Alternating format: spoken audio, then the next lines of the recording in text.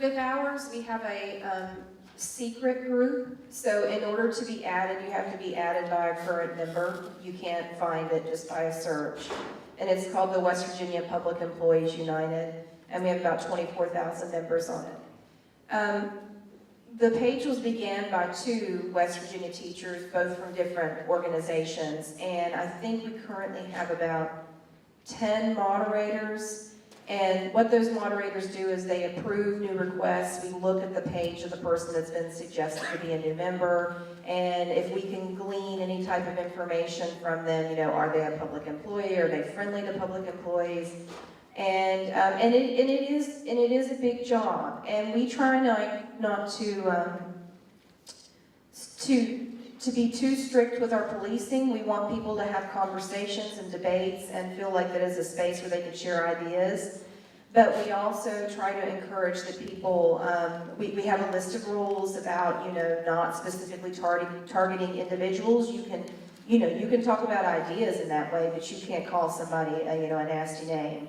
And we will message someone if we feel like they're kind of going off the rails and kind of say, hey, this is what we feel like you're doing that's inappropriate. And, and like Tia, unfortunately, she was talking about that she was dismissed from a page by bringing up the gang bill. And that's something that I hope to goodness that I haven't participated in and that our moderators haven't, because we really tried to be as open and thoughtful as we can. But West Virginia is a red state, and it's very Trump heavy, and so we've tried to encourage people to stick to the issues, because Democrats and Republicans have both done things wrong, and they typically favor the wealthy over the poor. And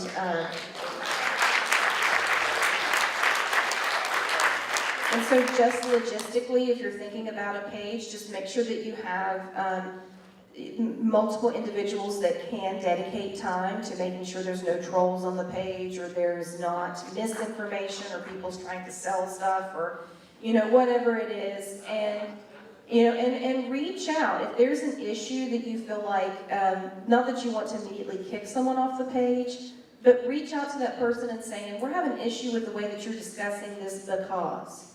Because you're personally attacking someone. And most of the time you can get feedback and they'll say, you know what, man, I was just angry, and they'll fix it. But sometimes too, you do have to kick people off the page because that they're being disrespectful to the other individuals on there. I just want to add, because we have 55,000 members on ours, we have a whole team of people. There are 9 leaders, so 9 administrators, but we have a whole team of moderators that are screening all the pages that we have. We have one main page that we have for our main actions and updates, and we took the opportunity to create smaller pages, one we call the discussion hub, and that's where teachers can hash it out, right, in a respectful way. We set guidelines for that. We also set up a different page for, swagging materials, because people are making t-shirts and stickers, and we didn't want all that stuff clogging our main page. When we have actions, we wanted people to get that information and go. So think about, if you are going to use it, think about the structures and the purpose of it first, and then realize within your main page you can also have smaller pages. And then what we did, and this has proved to be one of the best ideas we've had, every district has their own page within our main page. And so I'm an administrator on every single district. So if I need to get out and talk to a district, I can do it very easily. And now what we've even gone to now, we have main pages, we have district pages, now we have legislative district pages where people are having conversations about the candidates running on their own. We are nonpartisan, but the teachers are organizing within themselves, creating their own legislative conversations, and it has really, really worked out real well so far.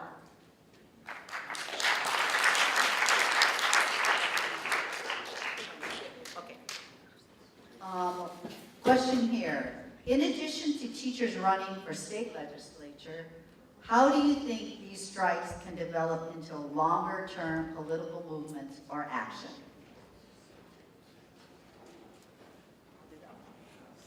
So this is my major project of the summer right now. we are in a position in Arizona, and likewise with our brothers and sisters, that we talk all the time, people in all the different states. I hope you realize that. We're all connected now. Oklahoma, Kentucky, I talk to everybody talking. Even North Carolina, Kristen Beller reached out to me like 2 months ago and said, I'm watching you guys. I said, great, come on in. So our group is closed, but you can come in if you want to. Just tell us you love us, and we'll let you in. But, sorry, I just got off. What am I talking about? I got so excited. Oh, right, okay, so my project. So we're in a weird situation, right? All these states have created this power, this thing. We're not on the books as an organization. We're not on the books as a nonprofit. And so what do you do, right? So do you form a caucus? Do you join and absorb into the union? Do you stay outside and become a watchdog party? Do you blank? I don't know. So I think part of why I want to put that out there is we're looking for information. And if anybody has ideas, we are open and willing to learn. And we're actually doing book studies right now, book clubs, and we're learning about what we could do. But one thing in Arizona that's very hard to understand is that we are more powerful than the union right now. We are. And what do we do with this? We don't want to absorb into the union. Why would we give up all of our power like that? We wouldn't. You know what I mean? And so people are like, well, we should just join. No. I don't think that's the right angle. And so what do you do? If you're a caucus, then are you working alongside? Are you doing your own? So I don't have the answer. If anybody out there does, come talk to me. I need some help. But I think we are in a unique position, especially with this. We have a grand opportunity here to seize upon this historic moment to create some sort of nationwide movement, a labor movement, and teachers are the key. And I think you went first, so maybe you know what to do with us. Or maybe we can work together to figure out what we collectively all do.